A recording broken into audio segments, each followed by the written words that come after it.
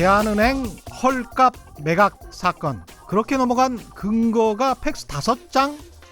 아니 딸랑 1600억 넣어놓고 70조짜리 은행을 먹었다는 거잖아 지금. 네, 제가 약간 영화 배우 흉내를 내봤습니다. 지금 읽어드린 내용은 곧 나올 영화 블랙머니의 예고편 대사들인데요. 어떠십니까? 외환은행 매각 사건이 생각나지 않으시나요? 그때도 외환은행의 자기 자본 비율이 6.2%로 부실하다는 판정을 했는데 영화에 이런 내용이 나옵니다. 그 부실 판정이 나온 의문의 팩스도 5장이었죠. 이 영화에서 나오는 대사처럼. 그런데 그런 부실한 자기 자본 비율은 론스타의 당시 주장과 정확히 일치했습니다. 그러니까 한국의 국책은행, 외환은행의 매각을 론스타의 주장만 믿고 매각했다는 의혹이 생긴 거죠. 그럼 이 론스타는 외환은행을 인수한 뒤에 건실한 세계적 금융기관으로 육성했는가? 아니죠. 단기간에 시세 차익 수조 원을 먹고 빠져나갔습니다. 그런데 이런 먹튀 의혹이 있음에도 불구하고 론스타는 사실 우리가 더 먹어야 하는데 좀 덜 먹었다고 주장하면서 소송까지 했던 것 기억나실 겁니다. 이게 2000년대 초반부터 최근까지 벌어진 일입니다. 그럼 이 외환은행 론스타 매각 사건에 관여했던 관료들은 그에 상응하는 책임을 졌을까요? 전혀 그렇지 않습니다. 때로는 잘못된 판단 또는 보이지 않는 자신들만의 이익을 위해서 한국의 국부가 세워나가고 수많은 한국인들의 인생이 뒤바뀌는 중요한 결정을 하는 고위 관료들, 검사들, 정치인들에게 책임을 물을 수 있는가? 그런 시스템, 제도가 우리나라에 있습니까? 그게 없으면서 민주주의라고 말한다면 그게 진짜 민주주의일까요? 네, 안녕하십니까? 진실탐사 엔터테이너, 그러나 가끔 허당 최경영 인사드립니다. 세상에 이익이 되는 방송 최경영의 경제쇼 출발하겠습니다.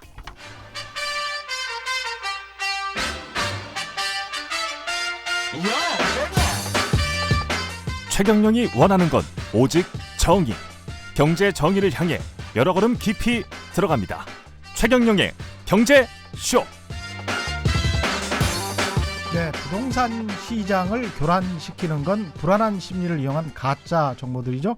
늘 부동산 이슈를 정확한 팩트로만 제대로 짚어보는 이광수의 부동산 이야기 시간입니다. 오늘도 미래에셋 대우 리서치 센터의 이광수 연구원 나오셨습니다. 안녕하세요. 네, 안녕하십니까.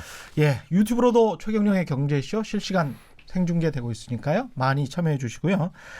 일단 분양가 상한제 이야기를 안 할 수가 없네요. 민간택지에도 분양가 상한제를 적용하는 주택법 시행령 개정안이 국무회의를 통과했습니다. 그렇습니다. 그제죠? 네. 구체적으로 어떤 내용인지 좀 자세히 설명을 해 주시죠, 일단 너무나 그동안 많이 이야기를 해드려서 네. 뭐 간단하게만 일단 말씀드리면요. 민간택지에 대해서 분양가 상한제를 적용하겠다. 그래서 실제적으로는 재건축 재개발 하는 단지에서도 향후로 일반 분양할 때 분양가 상한제, 즉 분양가를 규제하겠다는 거고요. 분양가를 산정하는 기준 자체는 택지비 플러스 건축비 그리고 일부 가산비를 적용해서 일종의 원가를 기준으로 해서 분양가를 적용하겠다는 겁니다. 그동안 이런 일반 분양은 원가를 고려하지 않고 시장가를 고려해서 분양가를 산정했죠. 그랬죠. 그런데 이제는 원가를 기준으로 해서 너희가 얼마 쓰냐 그걸 기준으로 해서 분양가를 산정하겠다는 게 큰 골자고요. 그 원가라는 거에 이제 토지비, 건축비 이렇게 들어가 있겠죠. 그러면 토지비는 원가를 어떻게 계산합니까? 감정평가가 기준이고요. 감정평가. 네, 그렇습니다. 감정평가는 시세를 보는 거고요. 시세도 보고 공시가격도 보고 여러 가지 네. 고려 사항을 보면서 네. 이제 거기에서 택지비를 고려하는. 제가 알고 있기로는 이제 시세가 100이라면 네. 그리고 공시가격이 보통 70 정도로 우리가 생각을 하고 있지 않습니까? 그렇습니다. 그러면 감정평가 가격은 그 중간 정도에 나오는 게 일반적이다. 이렇게 알고 있는데 그게 맞습니까? 보통 그 정도로 시장에서 나옵니다. 그렇죠. 네, 그러니까 한 시세에 한 8, 90 정도. 네. 근데 네. 이게 시세라는 게 네. 거래가 빈번하지 않기 때문에 그렇죠. 그래서 과도하게 높은 시세도 있을 수 있고 네. 과도하게 낮은 시세가 있을 수 있기 때문에 좀 변동성이 큰 경우가 있죠. 그러니까 토지 같은 경우는 사실 토지를 매매하지는 않잖아요. 그렇습니다. 어지간해서는. 네, 네. 예, 그러니까 이제 토지 같은 경우는 시세를 구하기가 쉽지 않을 것 같고 그렇습니다. 건축비 같은 경우도 사실은 따지고 들어가 보면 이게 좀 어렵지 않을까요? 그렇지 않습니다. 건축비는 정부가 네. 고시하는 표준 건축비가 있어요. 아, 그래서 표준 매년 건축비. 그래서 그걸 기준으로 합니다. 그래서 그 정도는 기본적으로 정부에서 제시하는 예. 그런 가격을 무조건 받아들여야죠. 그러니까 표준 건축비 플러스 알파가 되려면 뭐 친환경 인증을 한달지 그렇습니다. 설계를 좀 다르게 한다든지 다르게 한달지 건설사가 노력이 좀 필요한 거죠. 그렇죠. 도시 친화적으로 한달지 아니면 지역사회 친화적으로 한달지 아니면 그 땅에 뭔가 그 안반이 발견돼서 이게 공사하는데 굉장히 힘들었다. 이것을 증명한달지 뭐 이런 것들이죠. 맞습니다. 예. 그런데 아까 그 토지비로 다시 돌아가서 그러면 감정평가 가격에 따라서 네.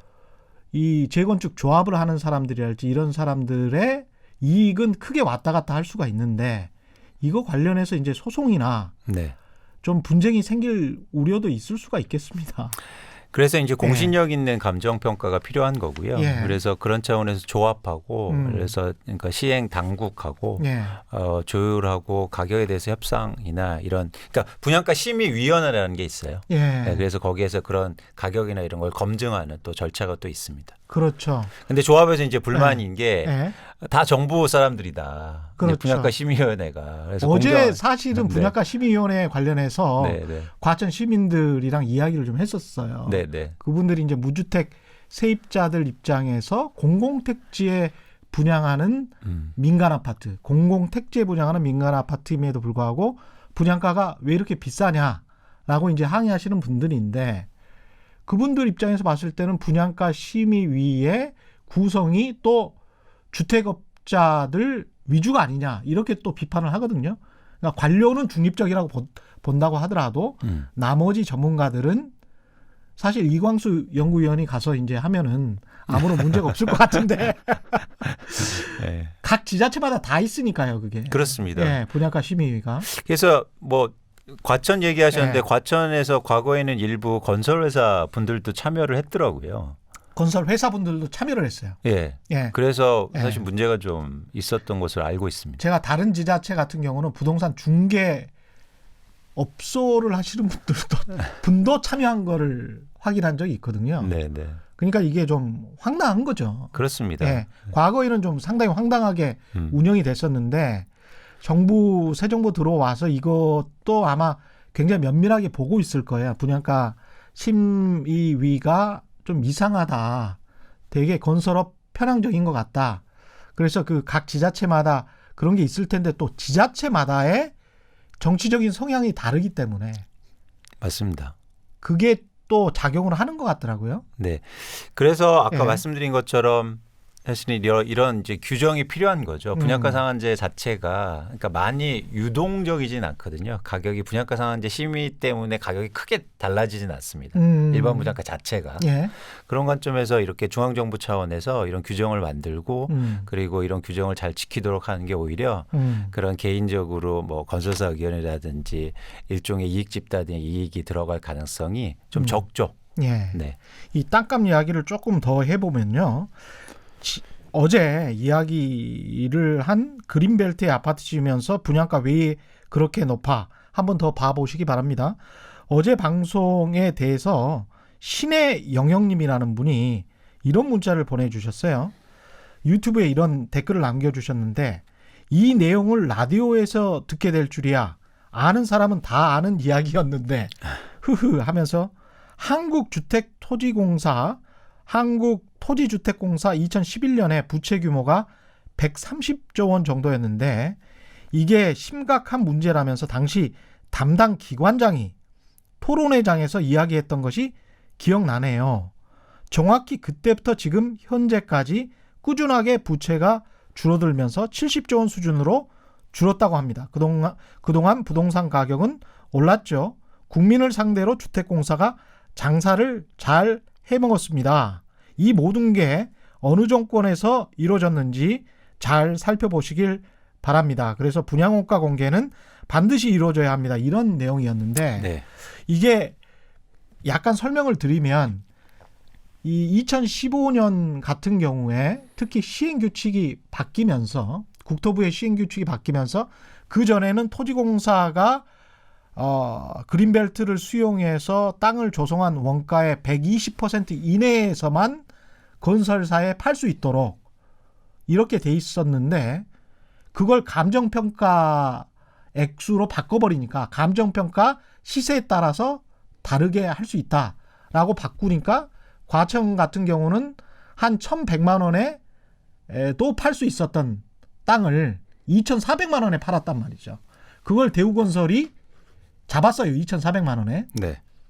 그리고 난 다음에 지금 막상 분양을 하려고 하니까 과천 시민들, 무주택 세입자들 입장에서는 이게 너무 비싸다. 네. 이렇게 주장을 하고 있는 것이고 대우건설 입장에서는 우리는 2,400만 원에 샀는데 네.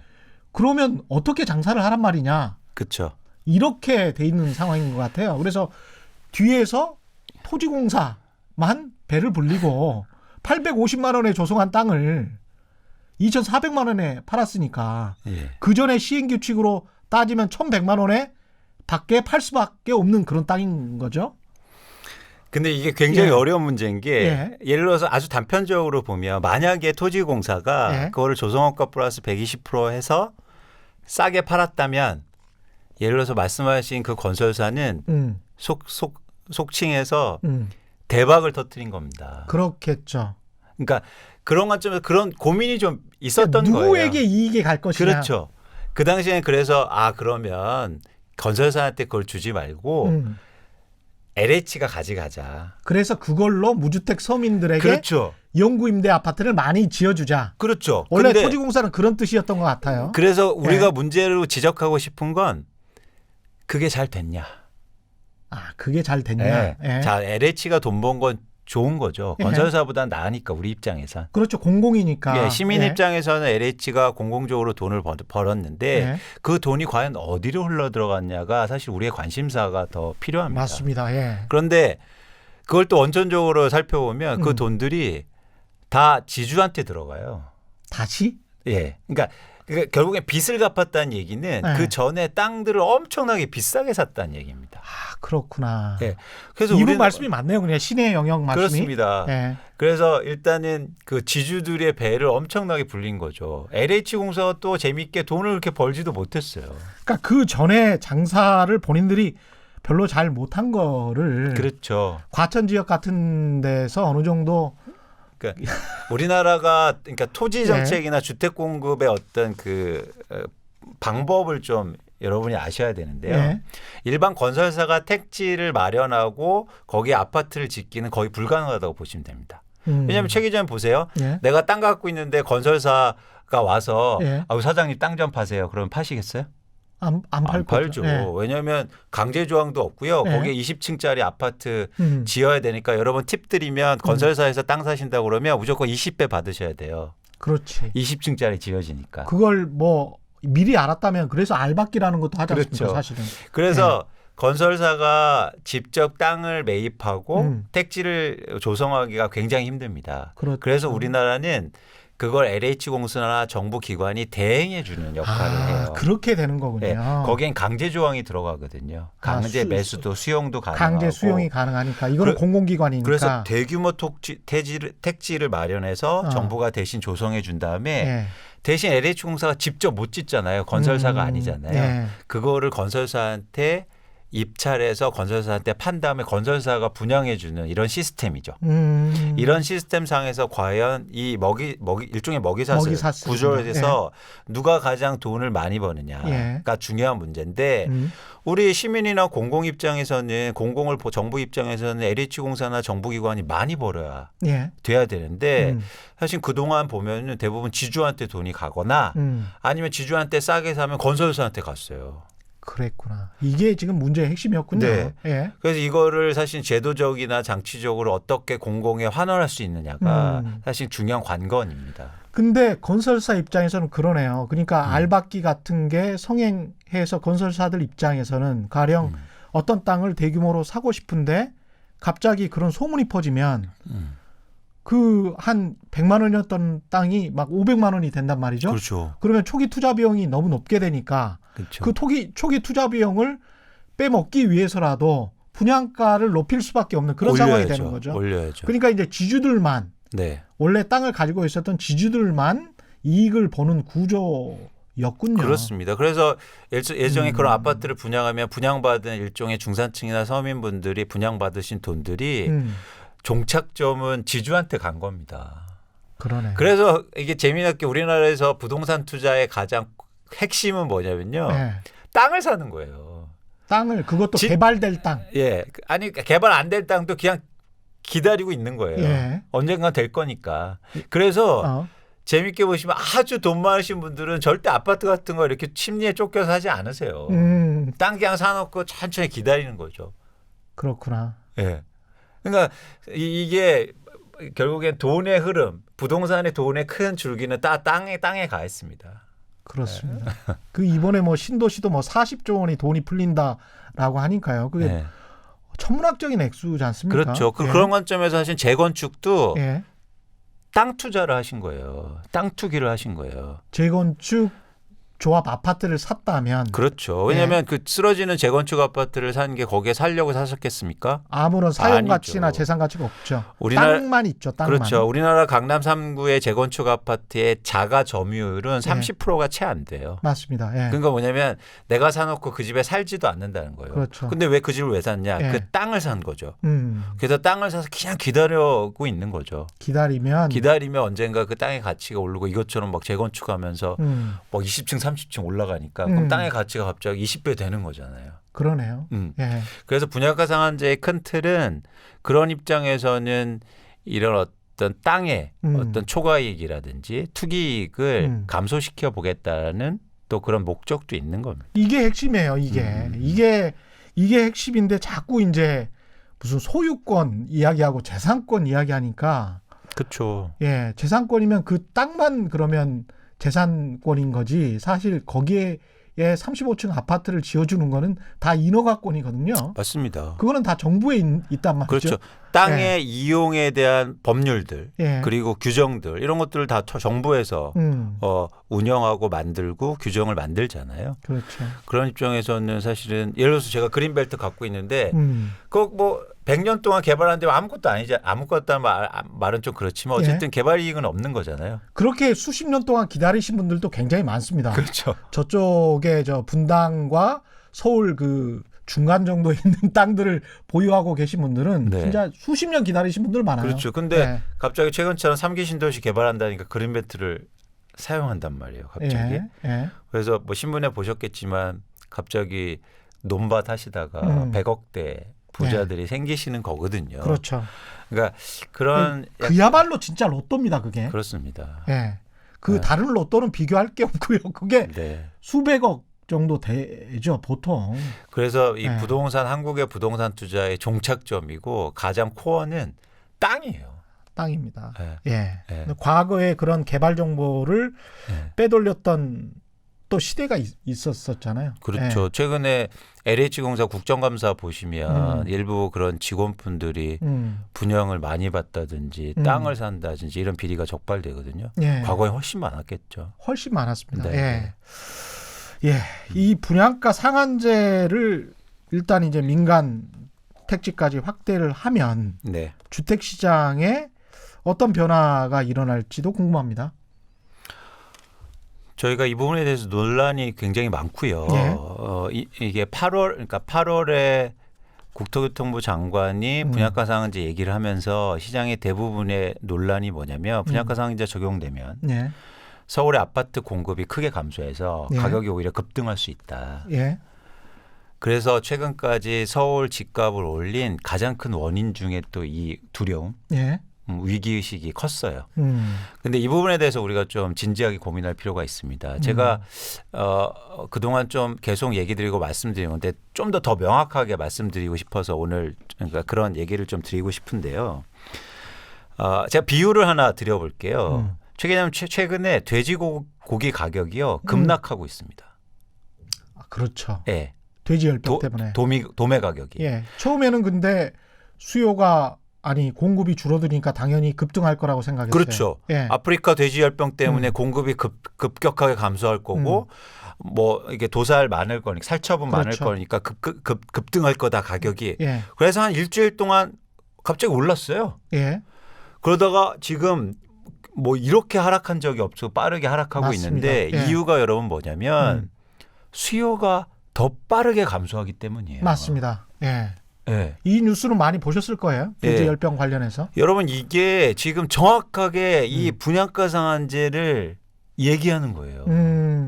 분양가 상한제가 적용되면 공급이 감소할 수 있겠죠. 사업이 진행 안 되니까. 예. 그런데 제가 말씀드리지만 재건축 재개발을 통해서 서울 시내에 최근 5년간 한 해 평균 분양된 게 10,000가구가 채 넘습니다. 조금. 예. 10,000가구 정도. 네. 그때 말씀하셨죠? 네. 예. 근데 이 정도 공급이 있다고 해서 크게 시장에 영향 주지 않아요. 중요한 건 뭐냐면 분양가 상한제가 적용되면 그런 아까 재건축에 땅에 투자하시려는 분들 투자 수요. 그런 예. 개발 이익이 급감하거든요. 그렇죠. 왜냐하면 일반 분양가를 높여서 제가 이익을 많이 확보해야 되는데 예. 일반 분양가가 떨어지면 예. 그럼 수요가 급감할 가능성이 굉장히 커요. 이게 도입되면. 그렇죠. 일반 분양가를 높여야 재건축 조합원들의 이익이 되고 재건축 조합은 일종의 지금 시행사인 거잖아요. 그렇습니다. 그 땅을 가지고 있는 땅 주인들인 그렇습니다. 거죠. 그래서 그 시행사 입장에서는 어떻게든 남에게 그렇습니다. 많이 부담을 전가시켜야 되는 것이고 그렇죠. 그게 일반 분양자인 거죠. 그렇죠. 예. 그런데 그게 전가되는 비용이 훨씬 낮아지니까 이제 새 집을 짓기 위해서 내 돈을 많이 넣어야 된다면 투자하려는 입장에서는 수익률이 떨어지니까 그러네요. 그럼 훨씬 수요가 많이 감소할 가능성이 큰 거죠. 어. 여러분 이거 잘 보실 게 지금 뭐 분양가 상한제 때문에 올랐어 이런데 분양가 상한제가 아직 적용되지 않았습니다. 그렇죠. 그리고 왔다 갔다 했잖아요. 예. 뭐 한다 안 한다. 예. 그래서 불확성이 컸는데 이제 본격적으로 도입하면 제가 예측하건대 투기 수요가 많이 줄어들 가능성이 크다. 그러면은 가격이 사실 이렇게 계속 올라갈 가능성은 굉장히 희박한 거죠. 그러니까 미래에 저거를 사면 특정 동에 무슨 뭐 아파트를 사면 그 땅을 사면 재건축 아파트를 사면 내가 10억을 먹을 수 있을 것 같은데 그 기대 수익이 7억으로 줄어든다는 거죠. 그렇죠. 그러면 그 재건축 아파트의 매매 가격도 떨어질 수 있다. 이런 말씀인 그렇습니다. 거죠. 그리고 네. 최근에는 어떤 분위기도 있었냐면요. 재건축 조합이 관리처분인가 네. 결국에는 개인별로 다 분양가 얼마에 내 분담금 이런 것들을 다 규정하는 게 관리처분인가인데 네. 그 이후로 2주까지 앞두고 나서도 조합이 사업을 시작을 안 했어요. 왜냐하면 기다리면 기다릴수록 분양가가 올라가. 그렇죠. 그러니까 예. 오히려 사업을 더디게 진행하는 게 유리했어요. 그런데 이제 그런 기대감이 없어지는 거잖아요. 예. 그런 관점에서는 이 분양가 상한제가 수요를 특히 투자나 투기 수요를 줄이는데 굉장히 큰 영향을 미칠 가능성이 전 크다고 봅니다. 근데 이제 재건축 조합 시행을 하는 쪽에서는 아마 이런 것도 이제 변호사분들한테 코칭을 받고 이런 전략을 짤 텐데 가령 8년 동안 공공임대를 다 줘버리고 나중에 통매각을 하겠다. 네. 또는 통매각을 먼저 해버린 다음에 그 사람들이 8년 동안 공공임대를 주고 그 사람들이라는 거는 뭐 이제 건설사나 뭐 큰 뭐 벤처 펀드나 뭐 이런 것들이 되겠죠. 그 펀드에서 사서 그 공공임대를 8년 동안 줘. 그 다음에 안정적으로 리치펀드처럼 돈을 받다가 그리고 내가 이거를 8천만 원이나 1억 원에 평당 팔 수 있을 것 같아. 8년 후에. 그래서 이 사람들이 통매각을 하면 이 규정을 다 빠져나간다. 이렇게 주장을 하고 있거든요. 그러니까 분양가 상한제를 빠져나갈 수 있다. 그렇죠. 예. 왜냐하면 그게 일종의 시간을 끌면서 그렇죠. 향후로 변경 예. 가능성이 있으니까. 근데 일단 지금 그게 법률적인 해석이 좀 필요하긴 한데 네. 정부의 해석은 불가능하다라는 정부에서는 거고. 불가능하다라고 네. 하고 있습니다. 네. 예. 그런데 제가 보기에 그걸 누가 받아줄 거는 약간 고민이 필요합니다. 전 자본시장에 있잖아요. 그렇죠. 그런데 8년 후를 예측을 해야 됩니다. 이거. 그렇습니다. 예. 근데 지금 뭐 이런 어떤 투자 쪽에 계시는 분이나 부동산에 계시는 분들, 그러니까 크게 펀드를 운영하고 예. 이런 분들은 강남 재건축 시장을 그렇게 좋게 보지는 않아요. 예. 그래서 지금 그 시가에 그런 대규모의 부동산을 내가 매입한다고 부담이 큰 거죠. 조합 입장에서는 몇 천억이에요. 네. 지금 말씀드리는 펀드의 규모는 네. 정말 몇 천억입니다. 어떤 거는 뭐 1조에 가까울 수도 있을 거예요. 그 예. 이유는 투자 차원에서 재건축 아파트를 보면 예. 지금 투자 수익률, 즉 운영 수익률이 너무 낮아요. 예. 예를 들면 쉽게 말씀드리면 강남의 재건축 아파트가 전세 비율이 가장 낮잖아요. 아, 네. 예. 그러니까 뭐냐면 가격 대비해서 내가 배당이 적다는 겁니다. 쉽게 그렇죠. 말해서. 예, 예. 그러니까 그런 입장에서는 투자가 캐피탈 게인은 불확실성이 크기 때문에 그렇죠. 그런 입장에서는 지금 뭐 사갈 때가 또 만만치 않다. 조합에서는 뭐 쉽게 팔 것처럼 생각하지만 쉽지 않은 상황입니다. 블루칩이라고 하지만 블루칩도 가격이 너무 올라 있는 상태라면 이게 들어가기가 쉽지 않다는 거죠. 그렇습니다. 기관 투자가도. 그렇죠. 그렇게 이제 해석하시면 될 것 같습니다. 맞습니다. 그리고 예. 규제도 강할 거고 그런 입장에서 저희가 되게 주의할 게 뭐냐면 이제 글로벌한 흐름인데 지금 저는 일단 투자나 어쨌든 부동산을 보실 때 글로벌한 흐름도 잘 유념 있게 보셔야 되는데 전 세계 지금 부동산 시장의 흐름 큰 자체가 규제 측면에서 부유세와 재산세 강화입니다. 예. 그러니까 뭐냐면 이제는 집을 갖고 있는 게 부담이 될 가능성이 되게 커요. 한국도 그렇죠. 점차 그런 강화되는 방향으로 되면 예. 그래서 그렇게 대규모의 자산을 갖고 있으면 향후로 그 가격이 올라서 일종의 캐피탈 게인, 그 자산 매각 이익이 커질 수는 있겠지만 예. 보유하는데 부담이 훨씬 더 커질 수가 있다는 거죠. 그렇죠. 보유세 부담 네. 때문에. 예. 그래서 미국 같은 경우에 지금 민주당에서는 일부 대선 주자들이 부유세 뭐 급격하게 올리자. 그렇죠. 미국에서는 지금 설문조사에 보면 거의 60% 70%가 부유세 강화에 찬성하고 있거든요. 그렇죠. 예. 가랑비에 옷 젖는다는 식으로. 네. 예. 그래서 이런 어떤 부동산의 세제 강화 이런 측면에서는 저희가 좀 유념해서 유의하실 필요가 있습니다. 그 트렌드는 다시 한 번만 구체적으로 좀 말씀을 해주시면 좋을 것 같고요. 네. 그 전에 이제 그 앞서서 우리가 공공택지의 땅과 관련해서 이야기를 좀 했었는데 민간택지 이 지금 분양가 상한제가 민간택지에도 적용이 된다고 하니까 재건축 조합 시행사들은 또 어떤 이야기를 하냐면 반론이 정부에 대한 반론입니다. 그러니까 공시지가를 계속 높이는 게 이제 정부의 지금 정책 방향이란 말이죠. 그래서 앞으로 뭐 70% 시가의 70%가 아니고 8, 90%까지 높이겠다고 하면 그렇게 공시가격을 높인 상황에서 아까 분양가를 계산을 하기 위해서는 토지비 플러스 건축비인데 그 토지비를 낮출 수가 있겠느냐. 공시가격은 이미 높아졌는데 그럼 감정평가를 아무리 정부에 우호적으로 한다고 하더라도 공시가격보다는 높을 수밖에 없는 거 아니냐.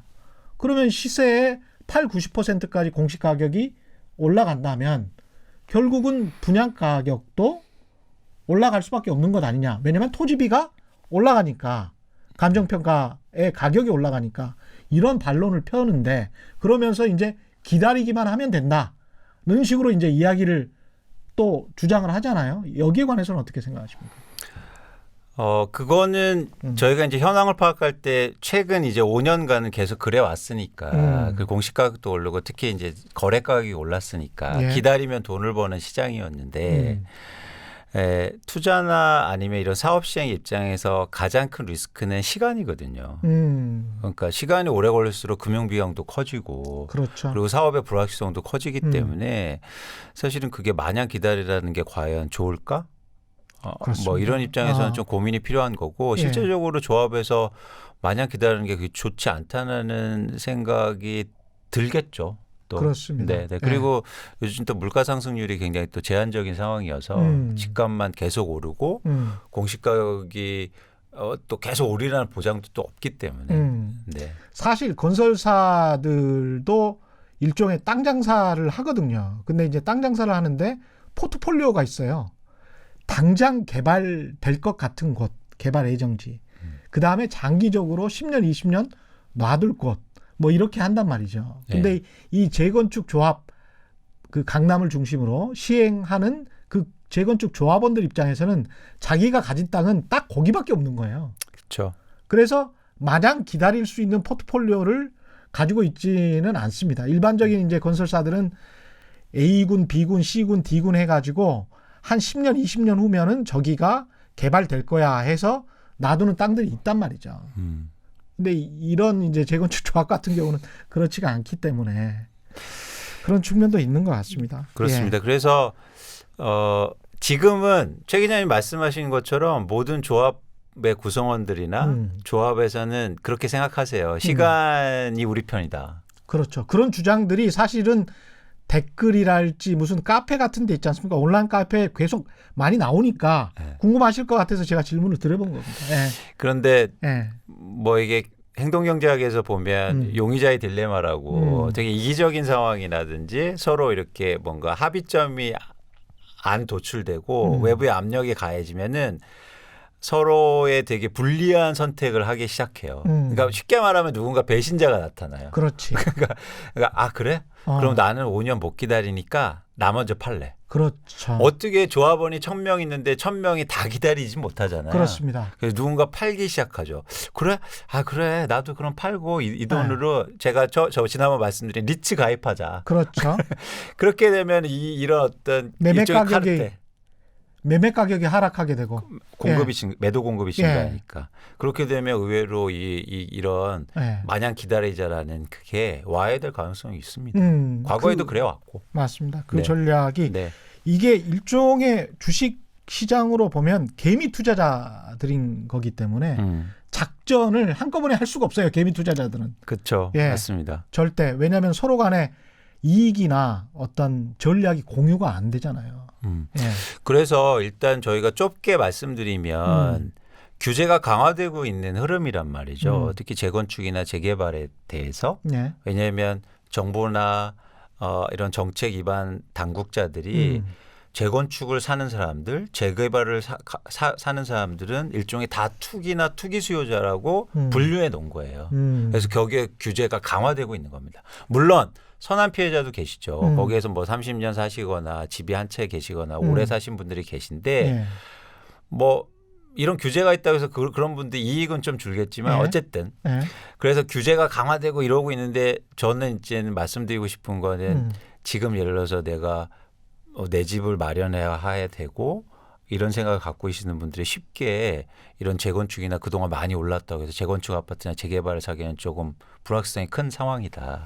그래서 청취자분들이나 아니면 그런 고민들을 하신 분들은 조금 더 이 불확실성에 대해서 고민을 더 많이 하시고 그리고 주의 깊게 생각하실 필요가 있다는 겁니다. 본인들의 이익이 줄어드는 분들 중 일부 분들은 이 나라가 무슨 사회주의 국가냐. 부동산 규제가 너무 심한 것 아니냐. 이런 또 비판도 많습니다. 이 부분에 관해서는 어떻게 생각하시는지 좀. 이게 저희가 그러니까 한국의 부동산 규제가 여러분 많이 관심 가지시니까 정부가 규제도 많이 하고 매일 발표되고 막 짜증도 나시고 규제가 이렇게 많은 나라가 어딨냐 이렇게 말씀하시지만 글로벌하게 이렇게 비교해드리고 최근의 상황을 보면 규제가 훨씬 심하게 나오는 나라들도 많이 생기고요. 그래요? 그럼요. 왜냐하면 부동산 시장이 기본적으로 중산층이나 서민층에 미치는 영향이 크기 때문에 정치 목적이라든지 정부 입장에서 부담스러운 상황입니다. 그래서 이런 어떤 취득세 인상 대표적으로 그리고 부유세 인상 그러니까 일종의 보유세죠. 보유세를 인상하고 심지어 주택거래에 대해서 허가를 받아야 되는 나라도 생기고 있고요. 캘리포니아도 그렇습니다. 그렇습니다. 그리고 뭐 전월세 상한제 한국에 무슨 이게 사회주의 국가냐 어떻게 전월세를 규제하냐 이러지만 독일은 이미 베를린에서는 전월세 상한제가 나오기 시작했어요. 그리고 캐나다 같은 등지에서는 취득세도 급격하게 인상하고 있고요. 그래서 어쨌든 이런 규제들은 글로벌하게 되게 강화되고 있는 분위기입니다. 그래서 한국만 예외가 절대 아니다. 그렇죠. 이런 상황은 좀 계속 될 수밖에 없나요? 어떻게 보십니까? 일단 제가 보기에 부동산 가격이 규제가 있어서 일부 호주나 캐나다는 빠지고 있는데 아직도 견고한 지역들이 많고 불안하기 때문에 정부의 규제는 계속될 가능성이 있죠. 한국처럼. 그래서 규제는 강화될 거고 이 규제가 풀리는 거는 아이리는 이야기도 집값이 많이 빠졌을 때예요. 그러니까 저희가 이런 말씀 많이 하세요. 요즘 일부 이제는 뭐 투자를 하시는 분들이나 이런 분들이 뭐 정권 바뀔 건데 근데 정책이라는 게 웃긴 게 정권 바뀌어도 가격이 계속 오르면 절대 완화해 주지 않을 겁니다. 그렇죠. 그렇죠. 예. 그런 입장에서 그리고 또 다른 이제 불만이 생기는 거죠. 그렇죠. 그래서 최근에 전 세계에서 거의 저희가 비교하는 국가 중에 유일하게 부동산 정책을 좀 완화해 주는 국가가 있어요. 그게 어디냐면 호주입니다. 호주가 왜냐면 가격이 좀 떨어졌잖아 거기. 최근에 한 2년간 집값이 빠졌어요. 그러다 보니까 경기가 위축되고 이러니까 사실은 최근에 그 주택담보대출 규제 완화도 좀 했고요. 그리고 기준금리도 굉장히 빠르게 인하하고 있고 그리고 이제 좀 주택의 정책들 그동안 규제했던 정책들을 좀 풀어주고 있는 상황이죠. 그러니까 가격이 오르면 어쩔 수 없이 규제가 나올 수밖에 없다. 그렇습니다. 그런 전 세계 정부가 다 비슷한 상황인 것 같다. 그렇습니다. 그런데 우리나라 같은 경우는 수도권 특히 서울은 가격이 오르는데 다른 지역들 있지 않습니까? 그쪽은 이제 미분양도 많고 사실은 이제 뭔가 정책을 따로 가야 되는 거 아니냐 이런 불만의 목소리도 나오고 있단 말이죠. 그 부분에 관해서는 어떻게 생각하세요? 그래서 정부에서도 이번 그러니까 분양가 상한제 적용하면서 동별로 하겠다. 그렇죠. 동별로 심지어는 단지별로 하겠다 뭐 이런 현실적인 타협 부분인데 이완화된 정책이 필요하긴 하죠. 그런데 제가 누누이 강조하지만 한국의 부동산 가격, 특히 아파트 가격은 투자나 투기 수요가 좌우하는 측면이 많은데 그런 측면에서는 지방의 투자 수요가 급격하게 감소해서 정책에서 이원화되더라도 지방의 부동산 가격이 부동산 시장이 빠르게 회복하기에는 좀 힘들어 보이는 좀 구조적인 측면이 있어 보입니다. 그 재산세, 부유세 논쟁 이야기 하셨었는데 제가 어제 캘리포니아에 사시는 어떤 교민이세요. 여자분인데 그 뒤는 아주 캘리포니아 배경이 아주 좋습니다. 그런데 이 사실을 알고 꼭 이민을 결정하세요. 이렇게 이야기를 하면서 본인 남편이 한 2억 원 정도 버는데 세금으로 45%가 나간다. 예를 살 때가 아니다. 이거를 알고 와라. 근데 뒤에 캘리포니아 얼마나 날씨 좋아요. 그래서 이제 본인 사는 뭐 집들이나 이런 거 보니까 저런 데서 살고 싶다 이런 이야기 이런 생각 혹 드는데 내용은 45%라는 거예요. 소득세가. 그렇죠. 그럼 2억을 벌어서 45%면 1억 정도인데 근데 캘리포니아 물가가 또 만만치가 않거든요. 사실은. 엄청납니다. 그래서 빠듯이 살고 있다. 본인은 이제 그렇게 이제 주장을 하면서 유튜브에 직접 그냥 나와서 이야기를 하더라고요. 근데 실제로 이코노미스트나 뭐 이런 잡지를 봐도 캘리포니아의 보유세, 뭐 소득세 이거는 뭐 거의 유럽 수준이더만요. 그렇습니다. 그리고 심지어 최근에는 더 올리자 그렇죠. 더 올리자 이런 측면인데 이게 우리나라하고 좀 차이점이 있어요. 뭐냐면 저희는 그러니까 미국 같은 경우는 초고소득자나 재산을 많이 갖고 있는 사람들의 세율 올리자 그러면 시민들 대중이 대부분 찬성합니다. 그리고 언론 심지어 보수적인 언론조차도 그거에 찬성 여론이 많아요. 그렇죠. 근데 우리는 보유세 좀 올리자 그러면 난리 났다. 중산층 난리 난다. 그렇죠. 노년층 난린다. 그래서 실제적으로 내용을 보면은 뭐 보유세가 100만 원 내다가 110만 원. 그래서 10% 올라간다는데 10만 원 올라가는.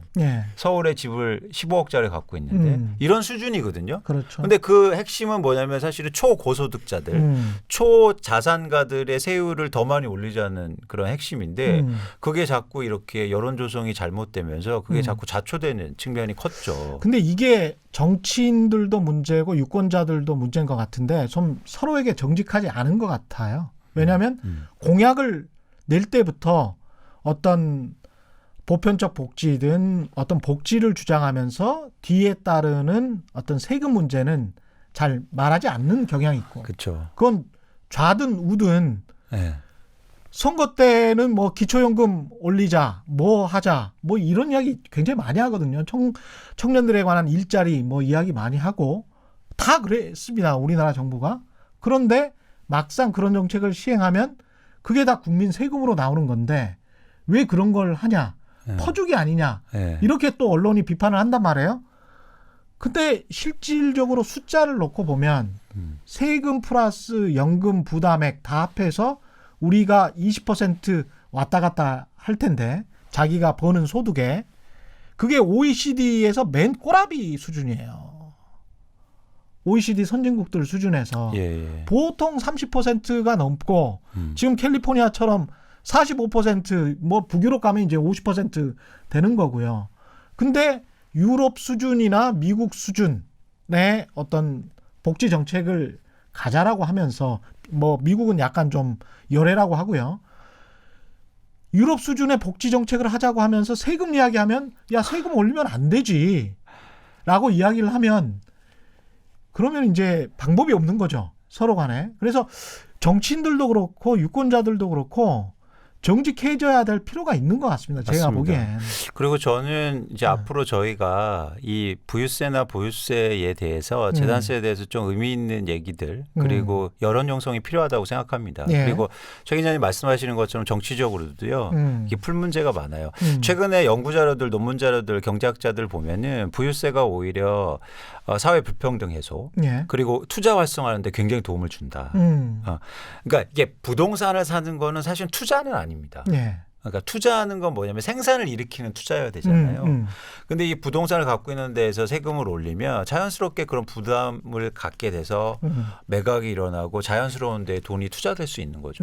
지금 예를 들어서 한국이 경제 성장률 떨어진다니까 기준금리 내리고 있는데 그런 것들이 투자로 가지 않고 부동산으로 가고 있잖아요. 그렇죠. 부동산으로 가서 거기에서 과연 우리나라 경제 성장이 과연 좋아질 거냐? 약간 회의적인 거라는 거죠. 그렇죠. 그래서 저희가 좀 이런 부분에 대해서 좀 솔직하고 그리고 앞으로의 긴 흐름 차원에서 논의가 좀 많이 필요합니다. 맞습니다. 그리고 이제 미국에서 또 논의가 되고 있는 거는 초부유층에 관한 세금인데 맞습니다. 우리도 사실은 세금 상한선이 아마 5억인가 뭐 이럴 겁니다. 그러면 연소득 5억을 버는 사람과 사실 200억, 300억씩 또는 1000억 이상씩 버는 사람들이 있거든요. 근데 5억 정도 버는 사람하고 500억 버는 사람하고 세금이 똑같다라고 하면 5억 버는 사람 입장에서는 이거 부당하다라고 느끼는 거예요. 나는 사실 5억 버는데 2억 5천 받는데 저 사람은 저렇게 많이 버는데 아유 저 사람은 조금밖에 안 내네 이렇게 되는 거거든요. 그러니까 이게 어떤 층위를 더 높여줘야 된다. 이런 논의도 많이 되고 있는 것 같고요. 그래서 그런 논의들 고소득층에 대해서 그런 소득세라든가 아니면 재산세에 대한 부과에 대해서 논의가 필요하고 한국이 그동안 부담스러웠던 거는 많은 분들이 부동산 자산이 너무 많으니까 정치적으로 이 부동산 세금을 조금이라도 건드려도 반대가 너무 많은 거예요. 그렇습니다. 난리 나는 거죠. 그래서 뭐 참여정부 때도 좀 어려움을 많이 겪었고 근데 우리가 그러니까 최 기자님 말씀이 너무 좋으신 게 솔직할 필요가 있죠. 이 문제를 풀지 않으면 우리나라가 좋아지기 힘듭니다. 그렇죠. 그럼 무슨 돈으로 그러면 재정 확대를 하고 개인도요. 개인도 가게에서 무슨 돈으로 쓰실 거예요. 향후로. 그러니까 이게 이렇게 하면서 또 근데 무슨 뭐 부자들이 다 빠져나간다, 기업들이 빠져나간다 그러면서 이제 일부 언론에서 선전선동을 하니까. 근데 빠져나가서 캘리포니아에 가보세요. 45% 맞아요. 요즘 신문 광고 많이 나오더라고요. 뭐 50만 달러 맞은 박차라고. 그렇죠. 가보세요. 훨씬 심합니다. 한국이 좋습니다. 마지막으로 부동산 시장 현황 짧게 짚어주십시오. 최근에 거래량이 급감하고 있습니다. 제가 누누이 강조하지만 사실은 거래량이 가장 중요한 지표고요. 향후로 거래량이 더 급락할 가능성이 있어요. 그런 측면에서 시장은 불확실성이 커지고 있고 불안하다. 여러분 내 집 마련 계속 강조하지만 심리에 쫓겨서 하실 때가 아니다. 정부 정책도 강화되고 있고 단순하게 금리를 보시면서 그렇게 부동산을 보실 때가 아닙니다. 오늘 말씀 감사합니다. 지금까지 미래에셋 대우의 이광수 애널리스트와 함께했습니다. 고맙습니다. 고맙습니다. 최경영의 경제쇼 저희가 준비한 내용 여기까지였습니다. 저는 KBS 최경영 기자였고요. 내일 4시 10분에 다시 찾아뵙겠습니다. 지금까지 세상에 이익이 되는 방송 최경영의 경제쇼였습니다. 고맙습니다.